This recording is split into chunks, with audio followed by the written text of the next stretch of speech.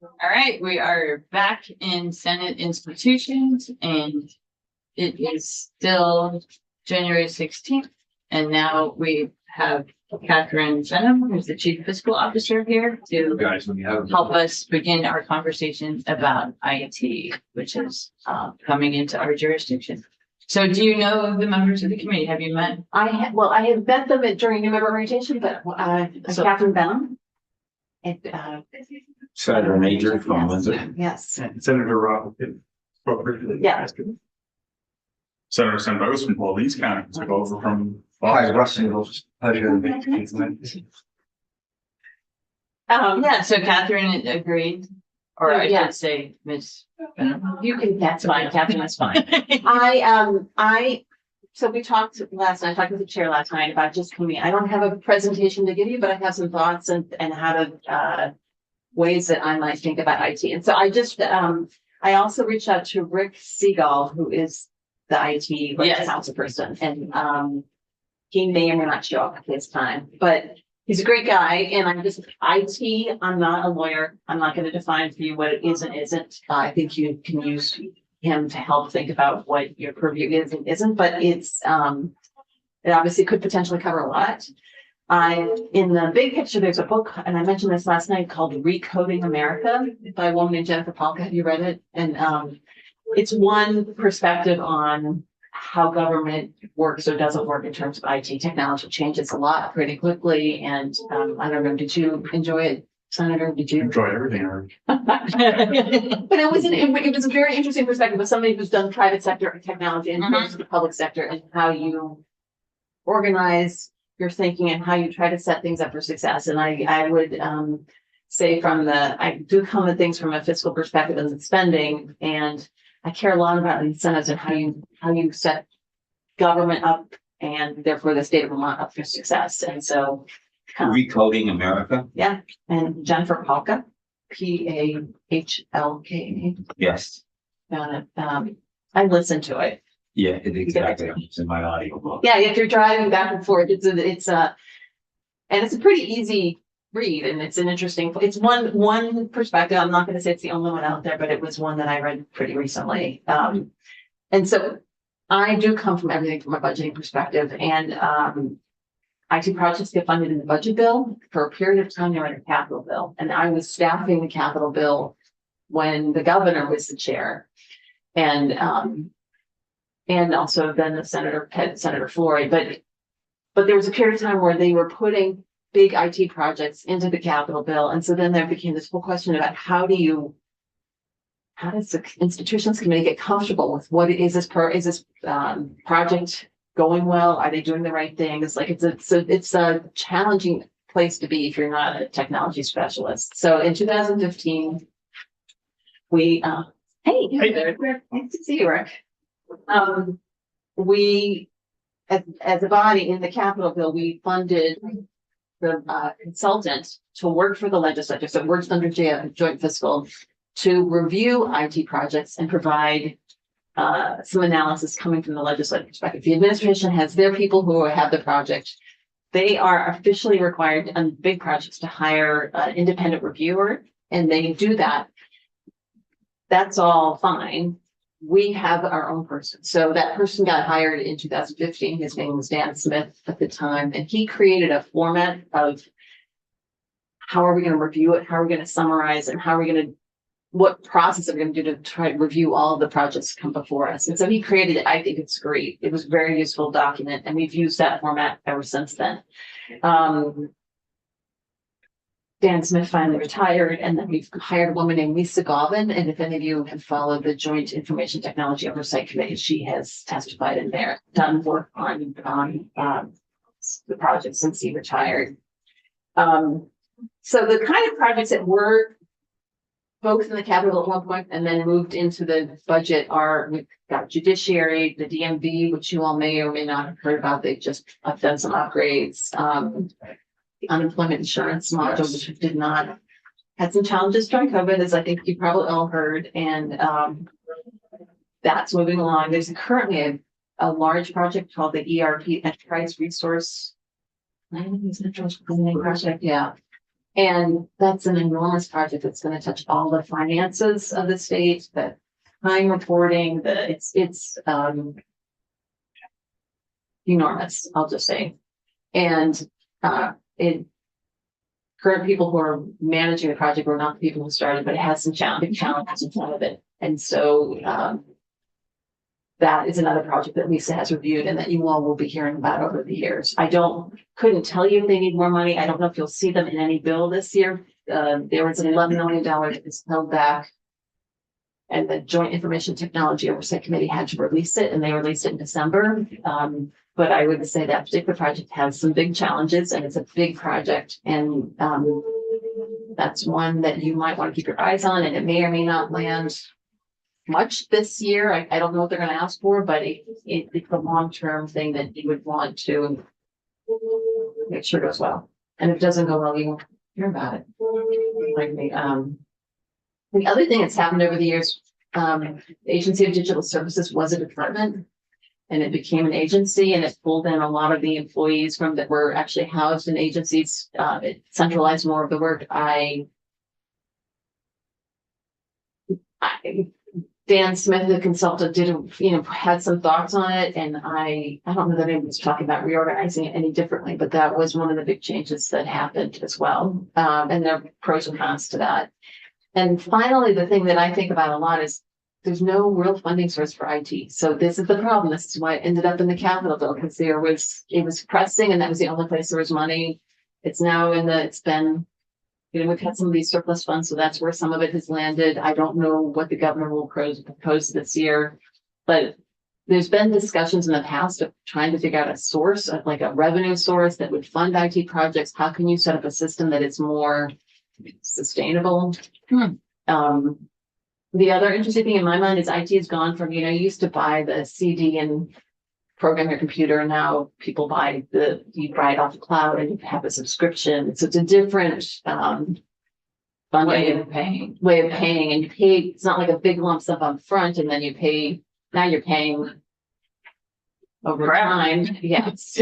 And that's just another way when you think about funding sources, it's not like not quite like a capital project where you just pay for the building and you're done. You're really funding ongoing expenses. So it'll be an interesting place for you all to think about it. And I think you have to be careful about, does it follow the letter of what institutions does as far as, a 20-year lifespan. I mean, it's pretty dangerous right now to go out and to, try to capitalize some of these IT things where, it's not going to be too long before we're doing satellite. I mean, everything's coming from satellite or whatever. I mean, the days of the big mainframes, having all that information and all that stuff. So the money that you spend right now, if it happens to be $10 million, is it a 20-year expenditure? And it probably isn't, because you're probably gonna, in the way it's going right now with technology, you might find a reason to redo that in 5 years' time. So it doesn't fit the letter of what institution is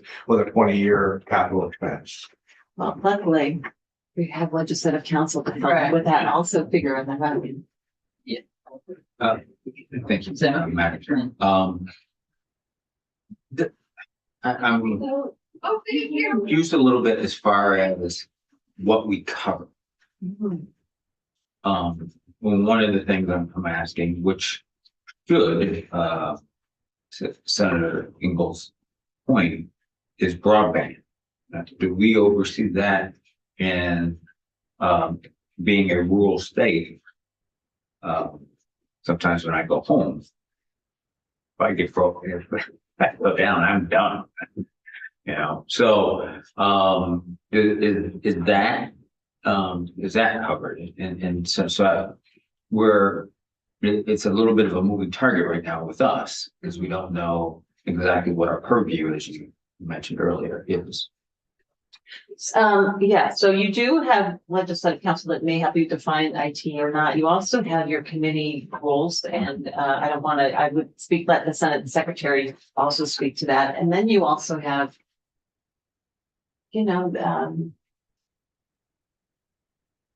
you're all working together as a Senate. And so I don't know what agreements you have or how you divide up the work. And in the past, there's the workload also that's landing on some committees. And sometimes my committee has a heavy workload, other committees sort of step in and help on topics, and other times people are very clear about what they want to cover, and they want to own it. So I'm not going to speak to broadband. Sure.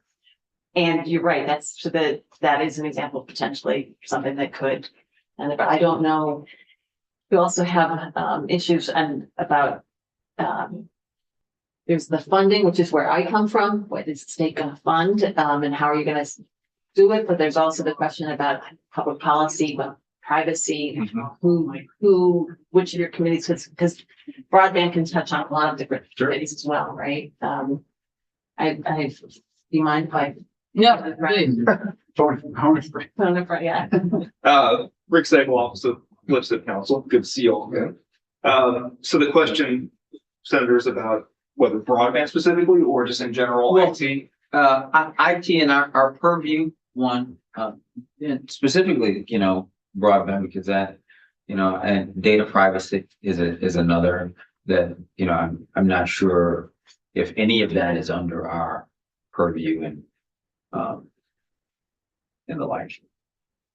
So as far as data privacy is concerned, I think that's probably going to be an ongoing discussion. Some of these big bills like data privacy have so many different parts. There's a healthcare component, there's a utilities component, there's a judiciary component. So I was not on data privacy last session, but I followed it because I realized I'd be taking it over, and it went to several different committees. So if there is such a bill that is specifically about broadband or specifically about cybersecurity, I would refer to the chair conversation she's had about the plan for that, because I was not in this committee at all last session. Senator Nichols, I was never, even though I did IT, so I'm not sure what has changed. And we're, Sure. I just- I'm sorry, I apologize. No, go ahead. And where were you? But what committee, but what committees were you in as far as when you were talking about it? Because you're probably in more than one. Right, so Senate Economic Development was my major in the Senate side for any IT related bills, but there was not a whole lot last And session. weren't you in finance some too? with it? Towards the end, but not really specifically because of IT or because of an IT bill. There wasn't much last session that really involved IT besides data privacy. Right, and that was a consumer protection. Right, that's right. Thank So you. that's- That's another thing to think about is Right. consumer protection typically goes to Senate Economic Development, and so many bills like the Age Appropriate Design Code, that's when I handled last session. That was an IT bill, but it was also mostly about consumer protection and social media and those kinds of things. So the IT, it's a harder thing to kind of nail down as to which committee should. Right. My thought on data privacy is that it should go to economic development and this committee, now that this committee has IT. Because it's clearly IT and it's clearly data privacy. Well, I think you have to be careful again too, and hopefully you can shed some light on this. Again, we have to be careful about how long is it going to be capitalized out? I mean, because and I suppose you can do some policy in here. But if you're going to do, in my thought, if you're going to do IT and you're going to have to do a 20-year, have to have a 20-year lifestyle, then you better do it all. Well, Because you're gonna do it as far as here it is, here's the capitalized cost. And on that capitalized cost, then you do the policy. Because you don't want to be, in my opinion, you do not want to be doing the capitalized cost and have somebody else doing policy different than what your committee's doing. right, and that's actually the way that we had corrections Yeah. structured, was we were just doing the buildings and others were doing the And the way we policy, can get which is around not that. effective. Right, and the way you But- get around that is that you Yeah. have something tangible there. Yeah, That you have, and here you go, you satisfied the intent of what institutions is, and you'll hear, by the way, here's our policy discussion on top of that. right. Well, we need to talk to the attorneys, obviously, but the 20-year financial structure, that's really because of the capital bill itself and because of the bonding. Because the So I bond. think IT is not necessarily constrained by that. We can look at using that So you structure gotta with find a different IT. funding source. Exactly. Well, and one of my questions, but, Senator Woods already had a question, but are you still good to hold your question? Yeah, so I was just gonna reiterate what Senator Ingalls said about the changing landscape of technology in the 20-year lifespan. Because especially with artificial intelligence now, everything changes really, really quickly, especially on the software side. And new policies come out from all the various different software companies, Google, they change their policies so quickly. Some softwares that are around one day are completely changed the next. Like HP's printer software where they did the subscription model and suddenly you're not paying the subscription. Oh, now you're not allowed access to your printer. So, everything changes so quickly on the IT front. So I was just gonna. Yeah, exactly. And And then there's the data processing centers, which are definitely long-term. Well, the reason why I I'm know, not suggesting that we own those, but I mean, that's where the real structure is too. and the reason why I know that we can get to the capitalized 20-year to fit what the capital bill is because of exactly what we've done when I was in transportation, where they just did, as you heard, Commissioner Manoli, who oversaw that, did the $50 million expansion of the computers in the DMV, and then also replaced computers that were, or the mainframe that was 50 plus years old, 55 years old. So I think you can get to the point of, my whole point is this, Madam Chair. If you are going to take that IT stuff in here and you're going to use it through the capital bill and you're going to use bonded dollars with it, you darn well better be doing the policy with it as well. I agree, but I don't think that we're necessarily going to be using bonded dollars. And this is happening. It is now the IT and institutions committee, or the new nameplate is coming up, so it is happening. Right. The question is how to define it, Or how to fund it. and of course, how to fund it. Yeah, I'm sorry, go ahead. If I may, I Yeah. apologize when I refer to you as a judge. I know your name. Oh, do that? I almost did. I almost. So Well, I won't answer to it. How about is that? it Attorney Siegel? Sagel, like bagel, like bagel. Like Bagel? It's Yes. Bagel. Yep. I'm Senator Plunkett. You had asked, you didn't know it had changed. Were you not aware that the rules, the Senate rules had literally changed? I'm aware the Senate rules will change. I wasn't aware, more specifically the bills. I know that the Gotcha. name Yeah, of the. we haven't gotten bills referred to. Right. yet. But I was just noticing, I'm an attorney as well. Okay. Information technology generally was the start of it, along with the acquisition, operations, and management of information technology in state government and in the General Assembly. My lawyer reading of that is that it's policy and acquisition, operations, and management. So it's not just the capital bill with Right. information technology, which we need to figure out. And of course, there'll be others decide, where the bill referred, and then we go on to discussion. Right. Where else? And it's going to be an ongoing discussion. Each year we'll have challenges. So if you can tell us, please, how IT has been funded in the past few years. I expect it's multiple. It's been the Right. general fund or surplus funds or like one-time funds. It hasn't been in the capital bill. It was around 2015 when there were very specific projects, and these two committees spent a lot of time. That's when we hired our consultant, and the two committees spent a lot of time getting up to speed on the projects. I think the judiciary was one of them. So, and then the governor's budget shifted into the general fund. I mean, I'm just saying it was in the Okay. capital. So some of it is the nature of you don't not have to copy what the governor does, and it's also a place, if you don't fund the IT projects, then you can fund other things in the capital bill, which you have, as you know, you have more demands than money for. So I don't think anybody, and collectively as a state, we're all paying for it. So it comes out of our pocket somehow. It's just a question of whether it's this bill or the general fund or some other resource. I don't have a good answer for you about where to find. I mean, I can provide you estimates of how to raise revenues if you want. And then there's a discussion about how do you set things up for success and how do you fund IT? And to your point, it is changing. It's a funny thing because IT is changing quickly. And then we also have these things that we keep for 50 years, which is probably long past their lifespan that you would normally like to do, but the way government's structured and the way you do things, it's one of those interesting conundrums, and it's a great policy opportunity for you all to think about how do you set the state. And people also, it's hard when you spend public money and it doesn't go well. And IT projects are notoriously hard. And in the private sector, when they have failures, it's not hitting the headlines, and in the public sector it is. And it's just, so people are very risk averse. If you're in charge of a project, you want to make sure it's a success. And that's just. We can point out a couple things as far as what you just said. We can point out the first couple attempts at DMV where we spent millions of dollars. We can point to when we were trying to set up the exchanges for the healthcare, where we spent millions and millions and millions of dollars and they all went bad. So you're right, you can spend a lot of money in a short amount of time and have it go really terribly, terribly wrong and get nothing for it at the end.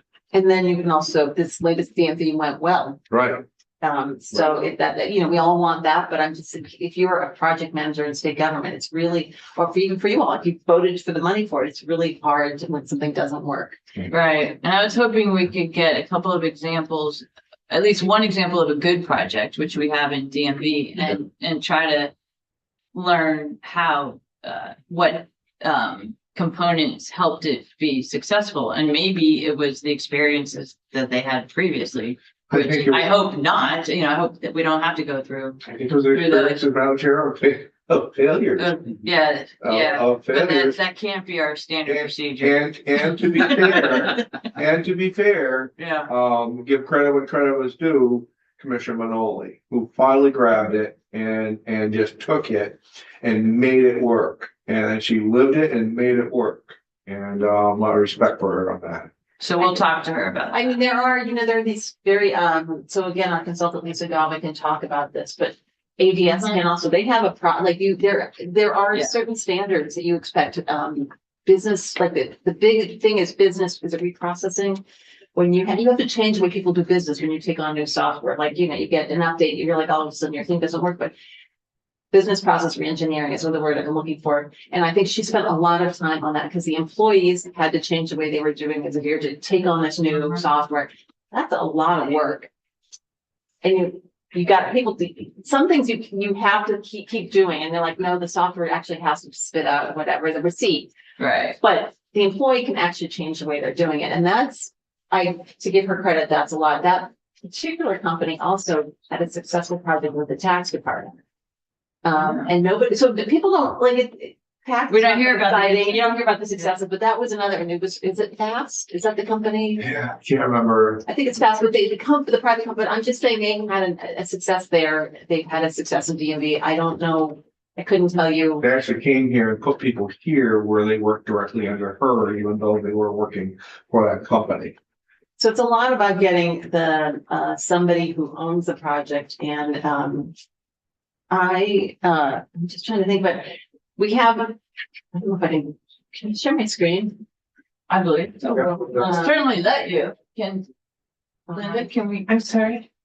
Allow Was it- screen Yes. sharing? Do you want me to send you an invite? Yes, please, because I did show you, we have in these reports that we do, that our consultant does, there's this really interesting, I told you there's a simple one pager with arrows, and I can show you the 7 standard questions that he asks, like, is there a clear leader? Is there a justification for the project? And so that is, will give you a sense about, some ways to think about it. I sent you the invite. Have you gotten it? Yeah. We had trouble earlier. I got it. Okay. Thank you for that. Success.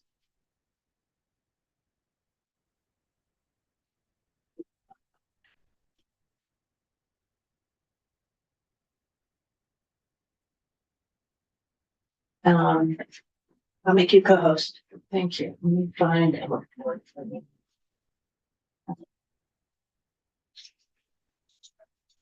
I should not jump with ours already. Without audio, Linda, is that what she should do? to join without audio, right? No idea. Well, I don't know. I don't want to talk unless we get feedback. Let's see if this- Yeah. Yeah.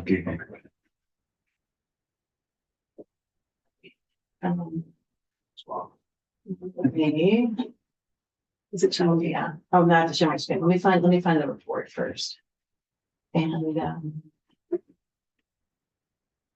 actually, I'll share my screen and I can show you how I'm getting there. That is transparency. Is that working? Oh, down here. See this, right? So this is, the Joint Fiscal Office has a different webpage than the like General Assembly. If you go to our page, it has the pink lady where we work, and then under subjects is state IT and broadband. Broadband stuff is stated, I'm gonna tell you, but, and this is where we have reviews of various, projects, and I'm gonna actually pull up the GMV one. I haven't looked at it, but let's see. I'm pretty sure it's in the file. There, DMV. Review. And so every report looks like this, and it says independent review. Please don't confuse it again. There's an official legal independent review that every agency does, so it's a little confusing. And there's an executive summary, which I'm going to go through pretty quickly because I want to show you this page. Let me shrink it down. And so this is the summary page on every project that our consultant does, but it gives you an idea of like overall status. Is this well-developed plan? In this particular one, it was strong. The very first question, is there good justification? Excellent. Clarity of purpose, strong. Organizational support was neutral. This may have been done while they were still working on it. It's project leadership strong. So you can see that there are these standard questions: project management, financial considerations, and technical approach. So those are the 7 questions plus the overall one to begin with. Those are the questions that we ask about every project in that. And there's a lot more detail. This is 22 pages long report, but if you want a quick snapshot on what our consultant thinks of a project, and this was a very strong one, and she did an excellent job of it, and she really committed to it. So there's many more reports out there like that. That we go ahead. Does she do hand holding as the project goes through? Hand holding, you mean? Well, just so everything looks good at the start. Yeah. So how frequently does she check in? Depends on the project, and it depends on what you all are doing. Like at some points, you got to let projects do their work, right? Mhm. There were some that she didn't even get to this point because they were like just ideas. They weren't solid enough. So I think I can't remember, maybe the UI. She wrote just a memo saying, I think people wanted them to program some things under the old system. She's like, you might break it. You know, that kind of thing. Like you've got to be really careful about making all these special provisions. You might break the system. It's really old and antiquated. And so there are some things in here, if I go back. Was that done because they wanted to minimize the learning curve? No, the legislature was trying to create provisions. It was to provide more or less unemployment to different kinds of people, that kind of thing. And so, as I remember, I don't hold me on the details, but it was really about who gets what. And they were just like, you can't, like, this is fairly holding on. You got to live with it. I remember that discussion. I don't remember exactly the topic, but I remember them saying, you just need to wait until we get the whole system fixed. Yeah. I mean, so other projects are not always this strong. You would like to see them this strong. And sometimes they can get better, and then they can get worse over time. So it depends on the big project and where it's going. But in terms of handholding, she's an independent reviewer. It's not her job to manage a project. I'm like, if there's ways to make it better, feel free to discuss it. Let them know, like you're missing, but it's also pretty clear your project leadership isn't well defined.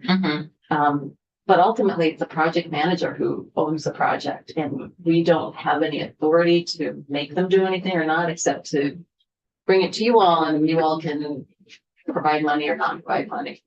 And would you go to, Jai Talk for those conversations? Yes, and, you know, it might be, if you all were funding a project in this committee, she would come to you and talk to you about it. But, if you're funding, it's getting funded in the, I mean, she could come to both places because you're doing technology now. I'm fine having her come. I would just say that it also costs money. Just to be clear, we pay her by the hour. So I would just want to be efficient with the use of her. Well, I'd like to have her come to the committee as we're making these decisions, you know, this initial decision. Yeah, and she could come and talk to you about the big picture, like how projects are managed. She's working for the state. And she has different kinds of experience. She's worked with the private sector also. And she could just tell you how she evaluates things and, you know, she obviously has to talk to EDS a lot. They give her access. We have a confidentiality agreement with them. She has access to confidential information that I don't see. When they're in the bidding, when they're bidding, there's lots of issues with what is public and what isn't, especially in that process. I'll stop sharing this. But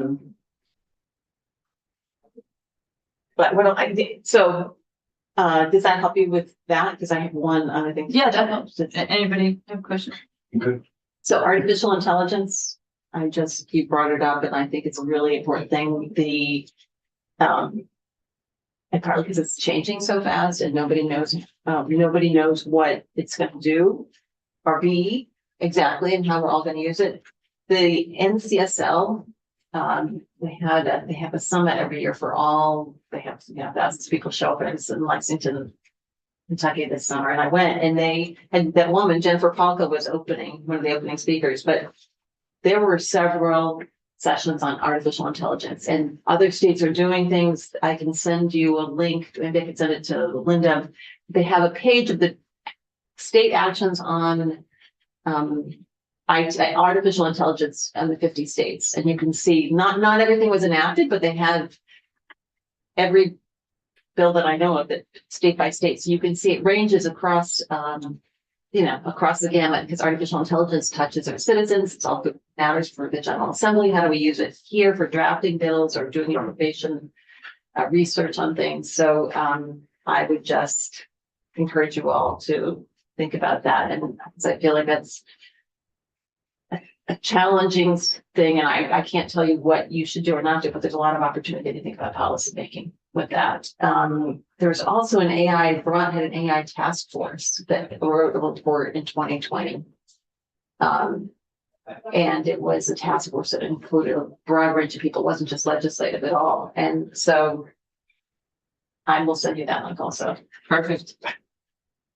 Knowing AI, that report is probably very out of date by now. It might be, but it's also about things like, you think about how can AI help? Like you could think about transportation, like what roads do you build or how do you think about the flows or, so it's that, yes. So in that sense, it may be data, but it was really also sort of like, what can it do good and what can it do bad? And how do you manage it? And I have not followed it since then. I'm just going to say I'm not the artificial intelligence expert at all. So people who've worked on it, you should have other people come in and testify. And it's a major topic of conversation in every state.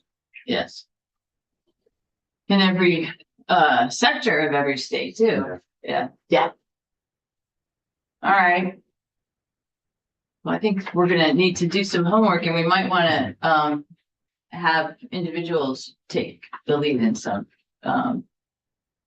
investigations. I'm thinking that might be good. But this has been very helpful for me. Does anyone have any other questions? Because I know you're busy and I appreciate you getting it's this great into to your be here. schedule. I spent a lot of time in this room. It's a nice room. I love this room. Yeah. Terrific. Okay, are we good? Thank you. Okay, thank you. All right. I'm gonna sit down and just send Linda. Sure. Homework for. Well, that is homework. Yeah. But we don't need to make decisions now, but let's think about having a couple of you or all of you, each of you, be in charge of a particular subtopic in this area because it's a huge area, not just AI, but just IT in general. So just start thinking about if there's one area of it that you're particularly interested in, and we can talk. Yeah. Determining some of the subtopics is. It's a Right, conversation. right, and we can have a Yeah. couple of people talking about it, but, well, especially the history. We need to go through what the state has, and I definitely want to do that, but, you know, I think all of us should look at those. It looks like there's like 20 of them, so maybe we won't all look at all of them, but there at least should be a couple that we all look at. And think about what, if there's particular folks, we're definitely gonna have an agency of digital services, and I do want to have the consultants in here. At least, that's at minimum. I'm in contact with the other chairs about how to work on things that overlap. But I think we're in a good place with data privacy. So if we can just talk about that another time, that would be great. Unless anyone has anything else for now. No, all right now.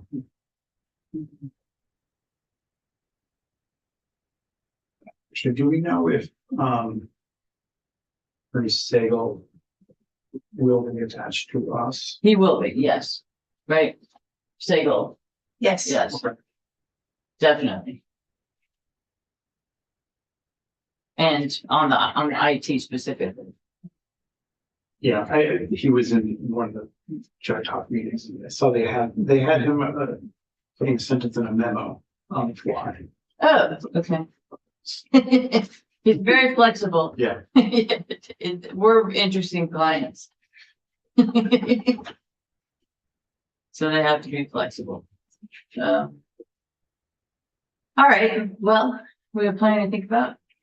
And tomorrow, do you want to know what we're doing tomorrow?